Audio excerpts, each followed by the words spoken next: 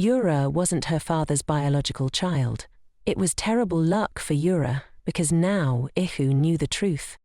He immediately tried to dismiss it as a lie, but Ihu, seeing the fear on her face, knew it was real. "Are you trembling then?" Ihu asked. Even so, she made a proposal. "I'm willing to keep this a secret for now, on one condition." She had to give her the posthumous painting by the artist Jeon. It was that, or she would expose the truth. All she needed to do was plant the seed of doubt, and soon enough the truth would come to light. If she accepted, she was to call her as soon as possible. A few days later, Yur finally held in her hands the painting that Juren had been searching for. Along with it, she included an invitation to her wedding. Soon after, she revealed the truth about Yura not being her father's biological daughter.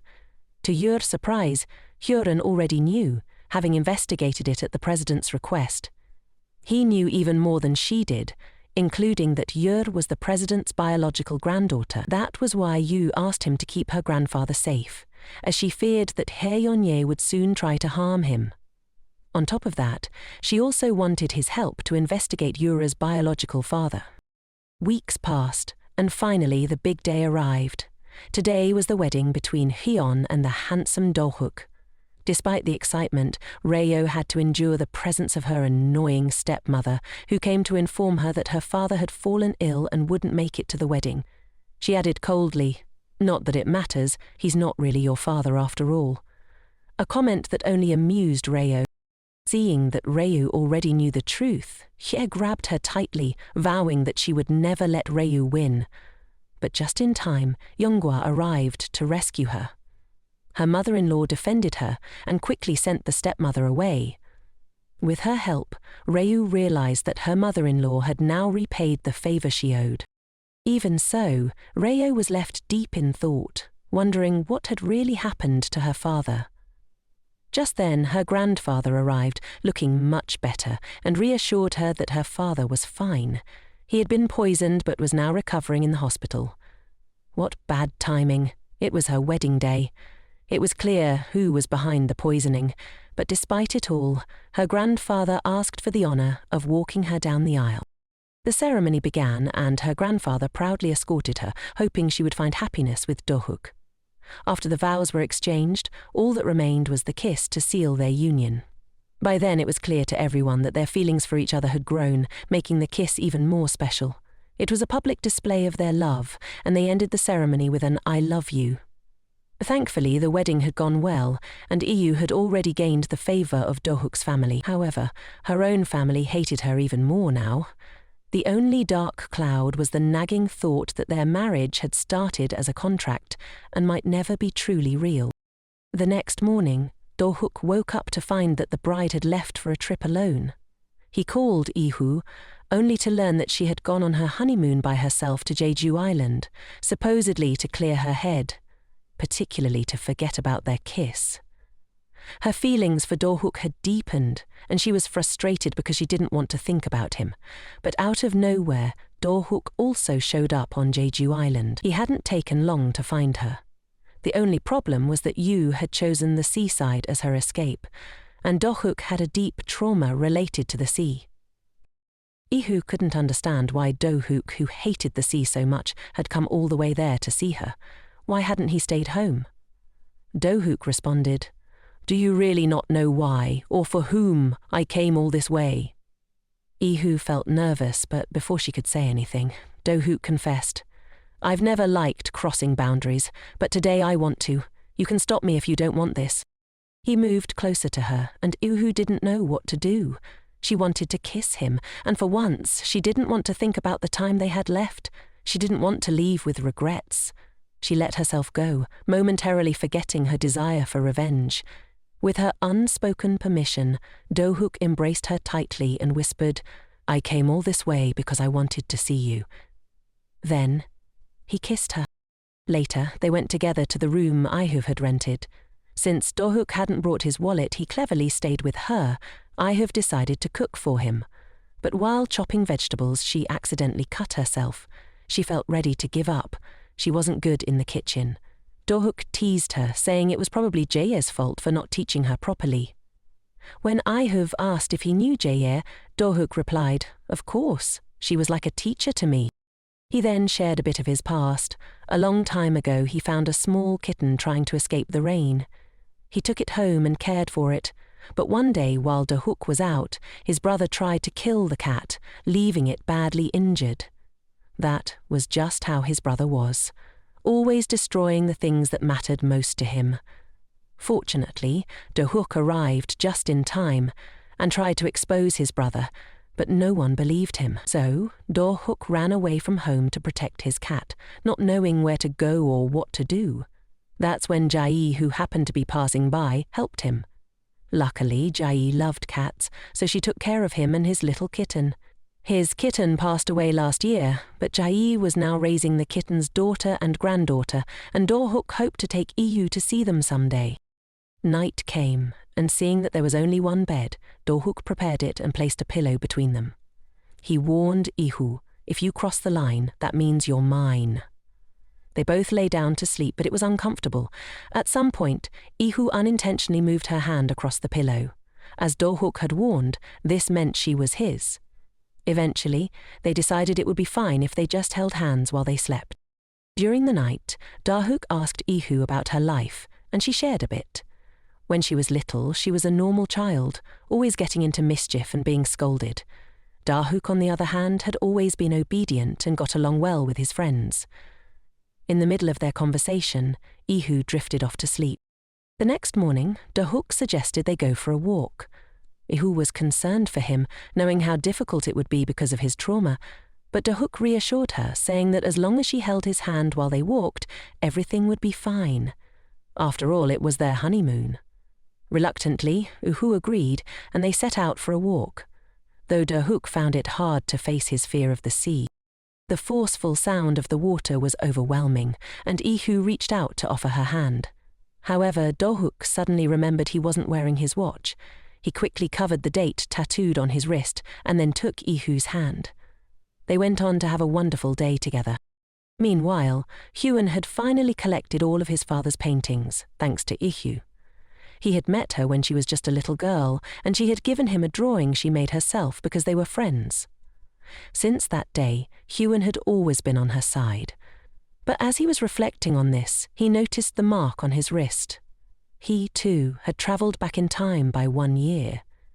Strangely, he had died on the same day as Ihu. The days passed, and the honeymoon came to an end. After returning home, Do-hook started acting distant. Ihu noticed that he hadn't done well on the flight, so she decided to make him some tea and bring it to his room. However, when she arrived, he was asleep. She considered leaving the tea and going, but then Do-hook started talking in his sleep. "Please, don't kill me, don't kill me," he murmured, leaving Ihu shocked. She tried to wake him up, and when he did, he woke in a panic, begging Ihu to call Sion. Before long, Sion arrived. He asked Ihu how long she had noticed Do-hook acting strangely. She explained what had happened on their trip, something that surprised Sion, as he never thought Do-hook would dare visit Jeju Island, especially going to the beach. He asked Ihu to avoid such places in the future, but Ihu wanted to know why. Before Sion could answer, Do-hook woke up and asked to speak with him alone. So Ihu stepped out. After a while, Seon emerged from the room and informed Ihu that Do-hook had fallen asleep again. He left, and Ihu thought about how strange it was for Do-hook to be so afraid of the sea, but she didn't want to dwell on it too much. Instead, she decided to head to the kitchen and cook something for him. Later, after preparing some oatmeal, Do-hook woke up. Hungry, he eagerly began eating and was thrilled by how delicious it was. But then Iuk gently asked how he was feeling. Do-hook apologized for worrying her. He had thought he was better, but clearly he wasn't. Today, he wanted to finally tell her what was really going on. Do-hook confessed that he was terrified of the sea. Several years ago, he had gone on a cruise with his family, and that's when the accident happened. His brother Juk had pushed him overboard. Do-hook instinctively grabbed onto Juk's leg out of fear, desperate not to fall into the water. He started screaming, "Please don't kill me, don't kill me!" But Juk kept trying to shake him off, and in the struggle, both of them fell into the sea. Doch thought he was going to die in the ocean. Weeks later, he woke up from a coma, only to hear people talking about how it had all been his fault, that he was the reason his brother had broken his leg, that he was envious of Juk. Everyone thought he was the villain, even though that wasn't true. Not even his parents believed him. From that day on, every time he saw the sea, it felt like he couldn't breathe. The medication had helped, but he still hadn't fully recovered from the trauma. He explained to Ihu how difficult it was for him to be at the beach with her and how much it affected him. Do-hook was simply trying to endure something that was incredibly hard for him. He, too, had suffered as a child, and in that way, he and Ihu were alike. But now, Ihu felt guilty. Do-hook had forced himself to go to the beach, knowing how difficult it was for him, all because she wanted to be there. He faced the sea, because he truly cared about her. Meanwhile, Yura and Sei, the sister of the cockroach, as they called him, were having a meal together. Sei had already learned that Ihu had ended up marrying Do-hook, and it made her furious. She wanted revenge on Ihu for Yura's sake, and had already devised a plan that she thought would be perfect. Sei, an influencer with 800,000 followers, was determined to expose Ihu on her social media. She was confident that this would ruin Ihu's life. She was just waiting for the right moment. On the other side, Do-hook was chatting with his best friend, Seon. Seon was curious about how the honeymoon went, though the conversation didn't last long. Seon was excited because he had finally gotten in touch with the conceptual artist they had been trying to reach for days. The artist had agreed to work with them, and it turned out to be Yu Han, the wife of the CEO. She was exactly the artist they needed. As soon as Do-hook heard the news, he rushed home to talk to Ihu. He told her about Sion's call, and although he didn't want to pressure her, she agreed to consider working on the project, saying that they did need her. In return, Ihu asked if Do-hook was sleeping any better or still struggling with insomnia. Knowing that he was still having trouble, she offered to help him sleep that night, as he had gone to the beach for her, so the least she could do was be there for him. Later that night, Ihu fulfilled her promise. She came over to keep him company and brought a storybook she had illustrated herself, hoping it would help him relax. The truth was, just having her by his side helped Do-hook immensely. Out of nowhere, he kissed her forehead and whispered, "I love you." Ihu, after watching him fall asleep, thought to herself, "I love you too." Feeling closer than ever, she decided to work alongside Do-hook. The next day, Do-hook was talking to his mother. She had found out from Ihu that he had been sick, and while Do-hook was concerned that she had spoken to Ihu, knowing that his mother didn't like her, things had changed. The day before, Yu had visited his mother and told her about their honeymoon, a gesture his mother appreciated, especially since her son hadn't called her. She wanted Do-hook to visit her with Ihu. Later, during a meal, Do-hook's mother noticed that Ihu hadn't eaten much and asked if something was wrong. Do-hook was surprised, but his mother was intuitive and began to suspect something. She wondered if someone had tampered with Ihu's food in the past. Although Do-hook said nothing, his mother sensed there was more to the story. He eventually confessed that when Ihu was a child, she had fallen ill from something she ate. Now Do-hook's mother understood more about the difficult life Ihu had endured and suspected that Ihu's stepmother was to blame. Do-hook reassured his mother not to worry, promising that he would make sure Ihu got better. Meanwhile, Ihu arrived at the company and noticed that everyone was dressed quite casually. Soon, she was called to a meeting. Se-won, after a brief interview with Ihu, hoped she would stay on as an illustrator for the next game they planned to launch. The job would be in person for the duration of the game's development, which meant she would have colleagues, including Chok Rock, who was part of the design team and its leader. Se-won was aware of their past but didn't seem to find it strange. Later that evening, Do-hook had prepared dinner for Ihu, and as they were about to eat, Ihu casually mentioned that starting Monday she would be working at the office. This didn't sit well with Do-hook, knowing that the cockroach was there too, but he had no choice but to accept it. Meanwhile, Honjae, Yura's stepmother, went to visit her husband, Yura's father. She wanted to know what he had planned for Yura, as she was currently just a simple office worker in the company. Honjae hoped that he would promote Yura to a managerial position, but her husband insisted that Yura didn't have the experience for such a role. Honjae tried to persuade him, saying that Yura was still young and could learn quickly, but it seemed Yura's father wasn't as easily swayed as she thought, which left her frustrated. On top of that, Yura's grandfather had disappeared, and Honjae was convinced that he was being hidden somewhere, needing to find him soon. The next day, Ihu visited Haemi and they chatted about Ihu's wedding, which Haemi found lovely. However, Ihu noticed burn scars on Haemi and grew curious.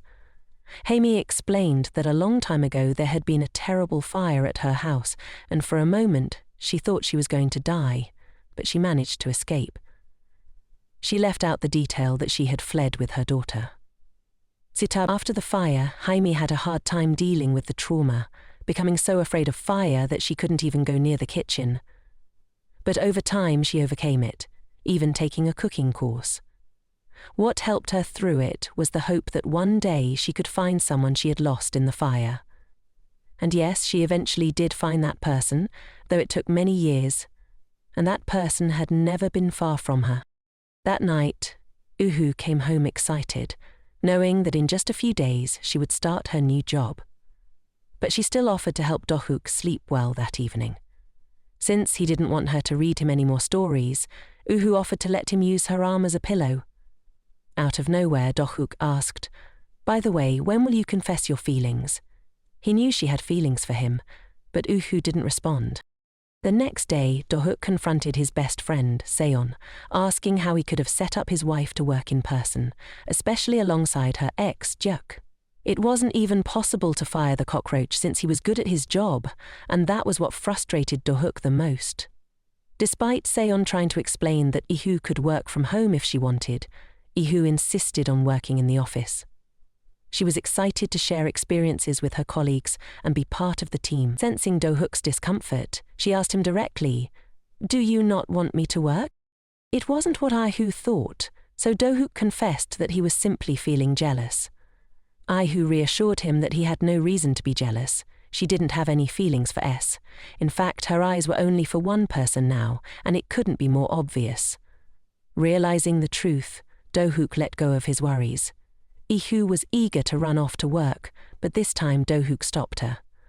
Today, he would be the one to take her to the office. After several minutes, they arrived at the office, and Ihu was shown her desk. Of course, it was right next to the cockroach, Jok. However, she quickly met Sumi, a friendly designer on the team, who even recognized her from the wedding.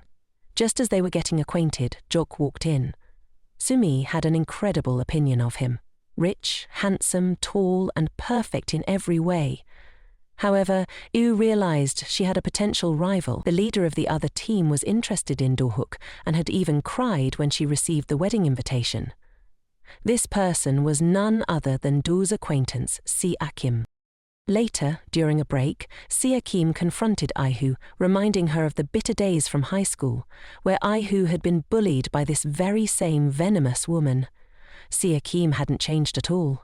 Ihu, on the other hand, had grown stronger. A little while later, Ihu met with Ju-on, who had uncovered some information about Honja but hadn't yet discovered the identity of Yura's biological father. Still, Ihu was grateful for his help and thanked him for attending her wedding, especially for ensuring that her grandfather could be there too. As she went through the information Ju-on had given her, she came across a file on a woman who looked familiar. Hu Jin-song. She had once worked as a curator at the Rowan Art Gallery, but had mysteriously disappeared years ago without a trace. Coincidentally, her disappearance happened around the same time rumors about money laundering through art began circulating. Ihu decided to ask Ju-on to dig deeper into this matter. Meanwhile, Honjae, having lost a battle, plotted to put Ihu in her place. She suggested to Yura that she should marry Dohuk. After all, he was the current successor of Seonggang. She filled Yura's mind with ideas, asking, "Wouldn't you like to see those two fools brought down with nothing left?" Even though Dohuk was now married, Honjae believed they could still ruin him. The only way to destroy him completely was to become part of his family and tear his life apart from the inside. In the following days, Do-hook's mother and sister Donya met up. His mother wanted to buy a gift for Ihu, and Donya was aware of this since she also liked Ihu a lot. Together they picked out a present, but as they didn't know where Do-hook and Ihu lived, his mother, Yonghwa, called Ihu. After a few minutes, Yonghwa finally arrived at Ihu's home, but upon seeing her, she realized Ihu wasn't well. She was sick. Yonghwa helped Ihu to her room, tucked her in, and even offered to cook for her, despite not being great in the kitchen. She tried her best, nonetheless. Later, Yonghwa checked on Ihu again, and she was still unwell with a fever. Concerned, Yonghwa was about to call Do-hook when Ihu grabbed her hand tightly and murmured, "Mum, don't leave, Mum." Yonghwa knew she wasn't her mother, but it didn't matter. She stayed by Ihu's side, determined to care for her until she felt better. A little while later, Yonghwa finally informed Do-hook about Ihu's condition. Even though he was in an important meeting, his wife's health was his top priority. He immediately left the meeting, putting his trusted friend in charge, and rushed home. When he arrived, his mother left, and Ihu was feeling better, though she was disappointed she hadn't been able to properly thank her mother-in-law for taking care of her. Do-hook reassured her, saying the most important thing was for her to rest. After checking that she was all right, Do-hook stepped out, and Ihu reflected on what had happened. She thought about what she had said to her mother-in-law and how Yonghwa had stayed to take care of her. It brought back memories of her childhood with her adoptive mother, who had always been so sweet and loving. As Ihu drifted off to sleep, she began to dream. In her dream, Ihu saw her mother walking away, and suddenly her mother's photo began to burn. She woke up startled, confused as to why she had dreamed all of this. Then she noticed someone beside her. Do-hook had returned and spent the entire night by her side. After checking on her, he saw that Ihu was feeling better, and this brought him relief. However, Ihu felt uneasy, seeing how much people worried about her. She wasn't used to this kind of care and didn't want others to suffer because of her. She felt sad and alone, but Do-hook reminded her that he was there for her. He promised that he would always protect her and never leave her for any reason. Meanwhile, in the following days, Yura was having lunch with the cockroach, Juk. With her twisted mind, she suggested to him that there was a possibility Ihu still had feelings for him, encouraging him to take advantage of the fact that they were now co-workers. However, Juk knew this wasn't true. Yura didn't understand why he kept talking about how happy Do-hook and Ihu seemed together. It made her angry and upset. But Yura was waiting for him to say something about how happy, but she continued manipulating Juk, reminding him that she had pressured him into committing to Ihu even though he still loved Yura. Regardless, she didn't hesitate to reveal that she liked another man. Furious, Juk retorted that if she had really cared for him, she would have tried to meet him at his level, despite his poverty. But Yura coldly told him that his background was precisely why he didn't deserve her. She then mentioned that she had a date with Do-hook's brother and that her father approved of it.